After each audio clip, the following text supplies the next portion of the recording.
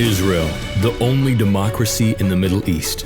Jerusalem, the most hotly contested real estate in the world. Judea and Samaria, condemned by the world as the West Bank. You'll not see it in the media. Journalists try to hide it. Real stories about real people, fathers, mothers, children, families. These are the people of the heartland of Israel. Your journey with him continues with the Joshua and Caleb Report. Stories from the heartland of Israel.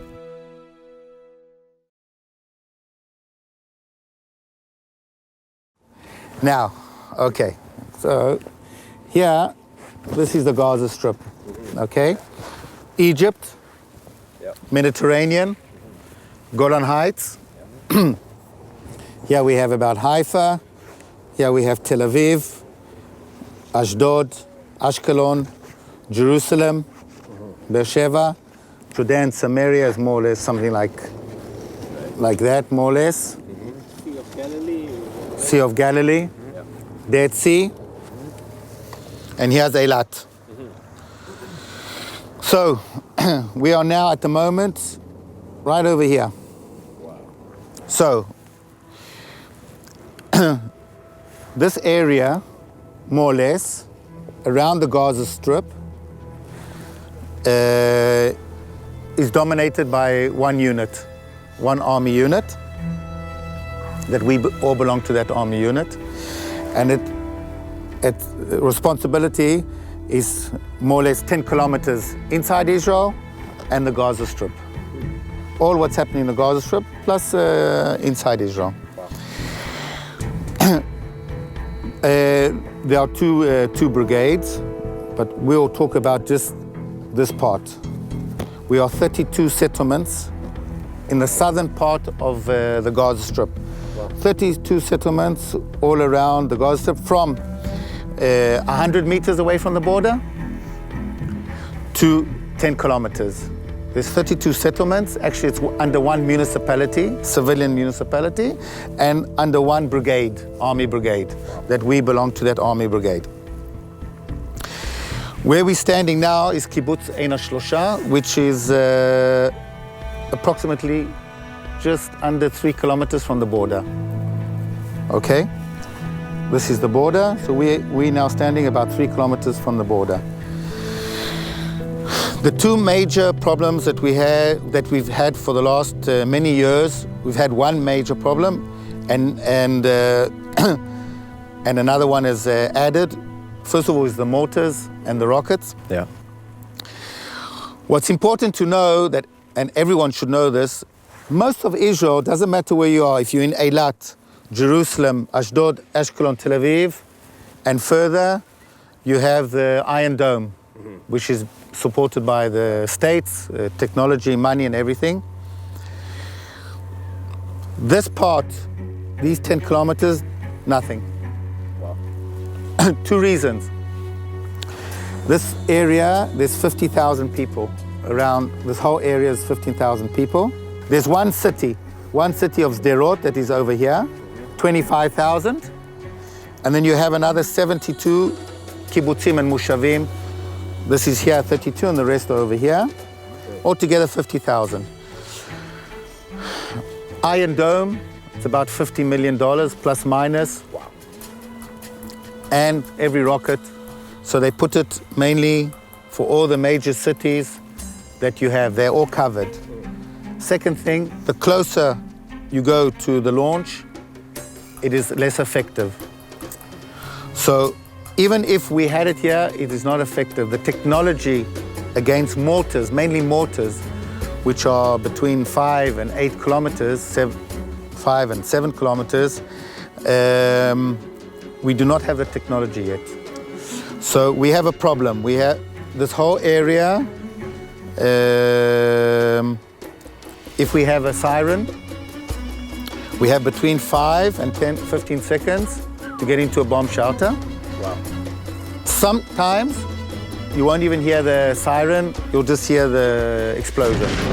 So that's one of our major problems. A lot of soldiers that were outside Gaza, but in the vicinity, were killed because they didn't even hear a siren, no time. Wow. One of our Rashatzim, the kibbutz about a kilometer from here, was killed the last day. And his deputy were killed the last hour, the last day. In kibbutz Nirim, it's about 1 kilometer from here. How many rockets landed inside that?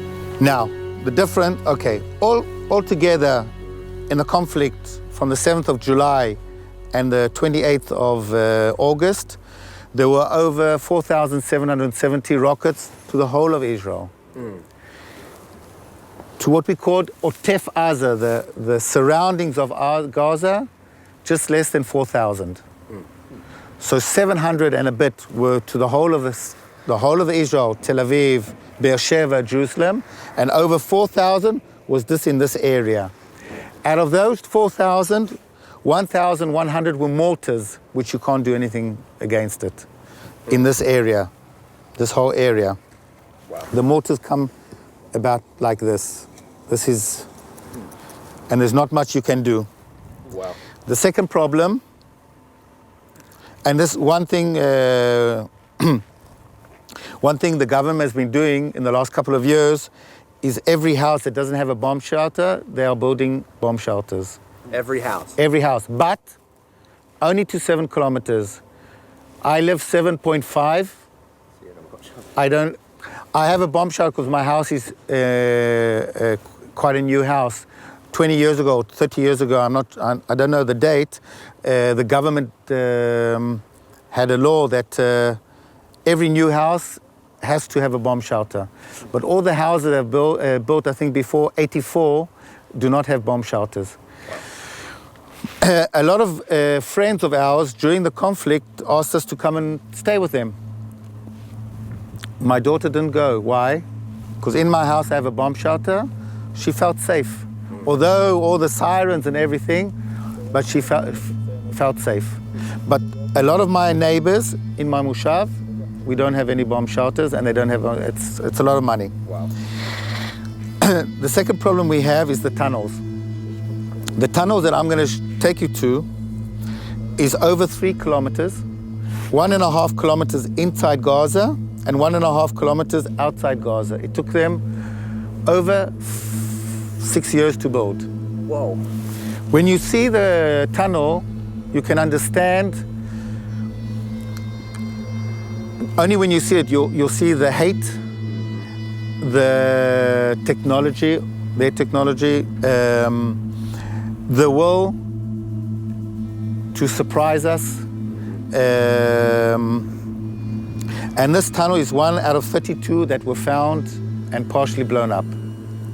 You can see the tunnel was not finished built. It was not finished built because the rails of taking out and putting in the cement blocks were still there.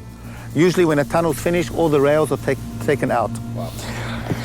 So it got to about 700 meters away from the kibbutz. Their idea was at some stage to come out of a few tunnels at one time and massacre. Not only massacre, for them to kidnap, even if it's a live soldier or civilian or even dead, is even 10 times better. Because they know how sensitive we are to soldiers that are kidnapped or civilians, like Gilad Shalit, that we let out over 1,000 Palestinians, that a lot of them have already gone back to terrorism. Wow. And we knew that from the beginning. Wow. So that's a problem. It's been already 4 months since the end of the last conflict. It's been quite quiet, but we all know that on that side they are getting ready for the next conflict. We know they have a lot of problems, a lot of money that was promised to them from Arab countries. Arab countries are not coming. The building is taking a long time. Winter's coming, so it's not so good in that area. Well, Keith, this is really phenomenal to just to lay it out like this, like you have on this map. I just think it's really hats off to you for all that you've done and just giving your life really to the security of this area. And I know it's, especially with just what we've been through, that you've been a big part of that. And I want you to describe what is your position? What is your position within this zone? I know that you have a lot of guys under you. You work big time with the security. What's your position on this? On the day-to-day basis, I'm a grower, but I'm involved daily with the army, always getting ready. The soldiers that we have, all the soldiers that we have in the settlements, in the Moshavim and Kibbutzim, are my reserve soldiers. So the moment we need them, I call them, the Rafshats will call them up, and I will be called up, and then I take over the day-to-day. The day-to-day, there's an officer in the unit that is in permanent forces that does the day-to-day. But when it comes to more serious problems, then I'm called up. Like also, during the war, you were really busy. Yes, Huh? even if it's not a war, even if it's this is what happened in July. Is always we don't call it a war, but a conflict. It should be called a war, actually. It should be, but a conflict. But when we have that kind of conflict, I'm called up straight away, and I take responsibility. So I have the 32 Rafshatzim that are under me, and each Rafshatz would have between 10 and 15 of my soldiers. And so we also look after to prevent infiltration into the settlements, and also to help the civilians, whatever they need. So we also help the municipality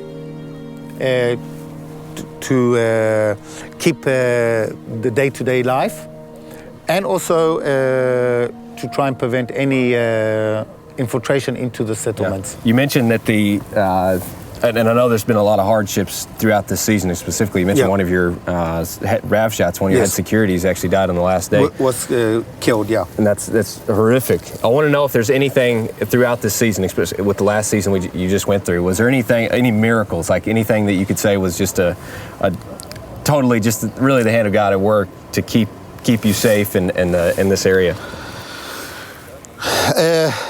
Look, there were a lot of miracles, because just imagine in a 10-kilometer zone and 40-kilometer length, 4,000 missiles falling. It's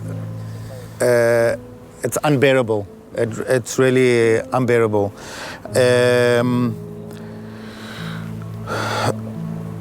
Luckily, with all the help of the Rafshatzim,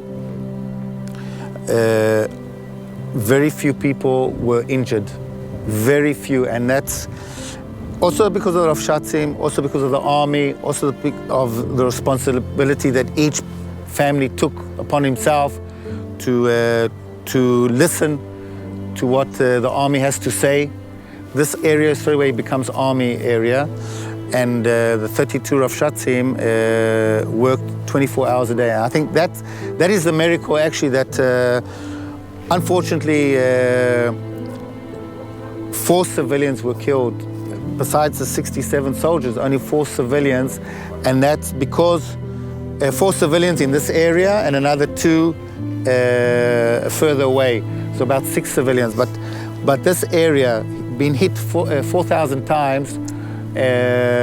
With 4 deaths and not too many injured, it's the work of the Rafshatzim. So that's the main miracle, I think. I had a missile hit 40 meters away from my house. I was 100% sure. I was in the bomb shelter. We had the siren. After maybe 7-8 seconds, there was an explosion. I was 100% sure that it hit the house. The explosion was so strong. Usually they say hit outside field. Outside field is when it doesn't hit a house, but the electricity collapsed straight away. I really thought it hit the house. I walked outside, and then I saw about 40 meters smoke coming. But shrapnel hit the house, but that's all, no damage. But just imagine the shrapnel, my house was about 40 meters, but other houses, distance of 100 meters, were hit by shrapnel. They're not toy missiles. These are something that if someone was in the vicinity, not in a bomb shelter of 40 meters, he would have been killed. Keith, this has been awesome. Let's take to the tunnels. Yeah. Let's go. There we go. Maybe. Red. Well done. Make sure no one's down there. Okay. The depth is 20 meters, 22 meters. 22 meters down. Yeah. Now, you wouldn't have thought that they would have had that kind of technology.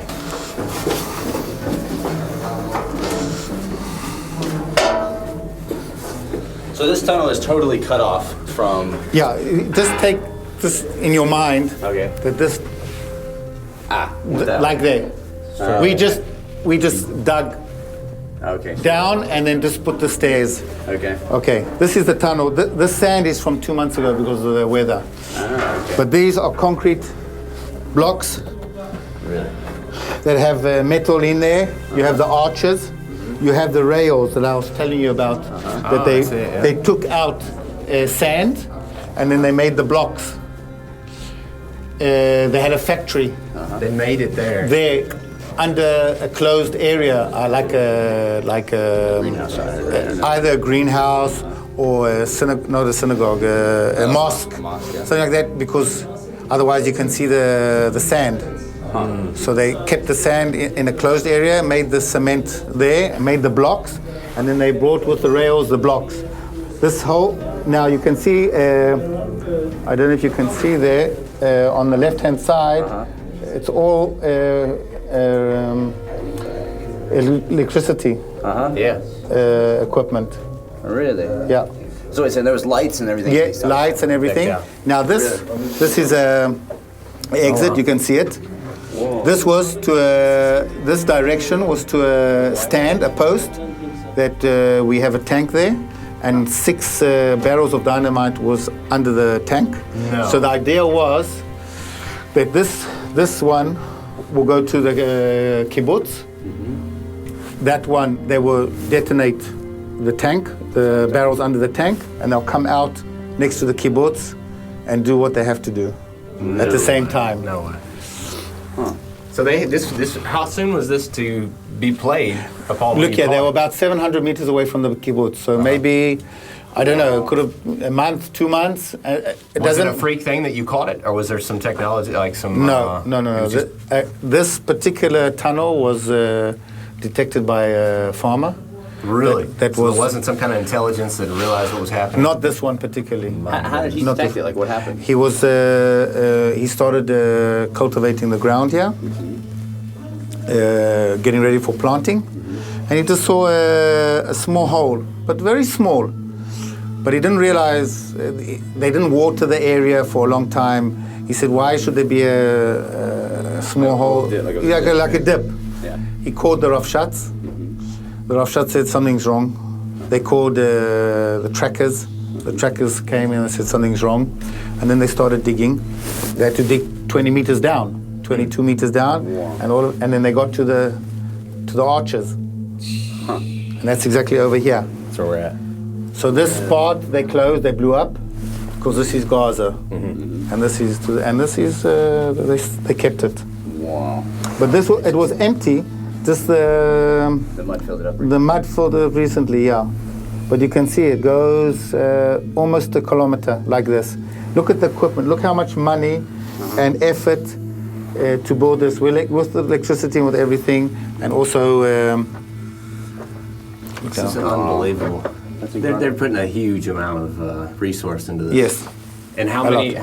how many tunnels are there total? Well, that you found?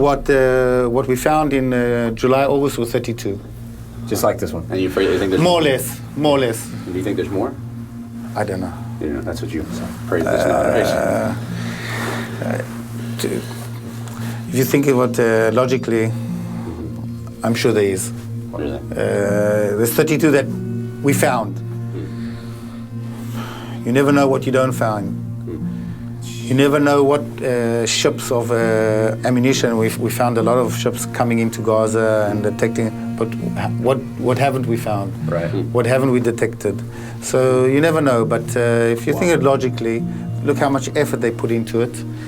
So are all the tunnels about this size, or was there something? Yeah, no, some are a bit bigger. It depends also, but most of them are more or less like this. You can, no problem, walking. You don't have to. So there's a crazy question. How did they? There's not enough resource inside Gaza to make something like this happen. Where do they? Wait. Cement. Comes from Israel. About, seriously. Cement comes from Israel. That's why we stopped giving them cement. Now again with the UN, they're putting back cement, but cement is all our cement. Sand they had, and metal we gave them. So they didn't need too much. So this is all Israeli metal and cement. All they brought it. They gave it back to us. My gracious. Yeah. And they're also getting a lot of support from other countries, I guess. Yeah, but all the cement comes from here. And we always were complaining, but no one. Really? Yeah. So do you think they're rebuilding the tunnels? Is there a good chance? I would imagine. If just put yourself. This is a strategic weapon, a tunnel. So.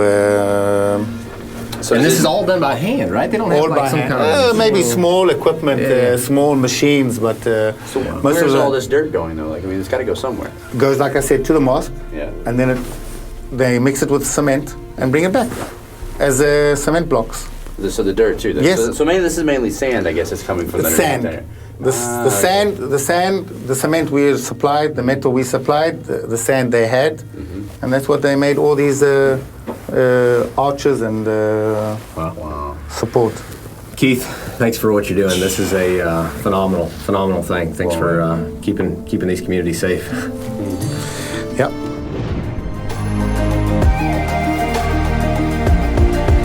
Hey guys, thanks so much for watching. Go ahead and subscribe if you like that content. We can get it to you every week, right there at your fingertips. If you really liked it and have questions, anything, we love comments. Go ahead and leave us a comment as well. If you'd like to even go further, your support would be greatly appreciated. We've got lots of content, lots of ideas that we want to keep pushing out there. If you want to support, you can go to our Patreon page or check us out at theisraelguys.com.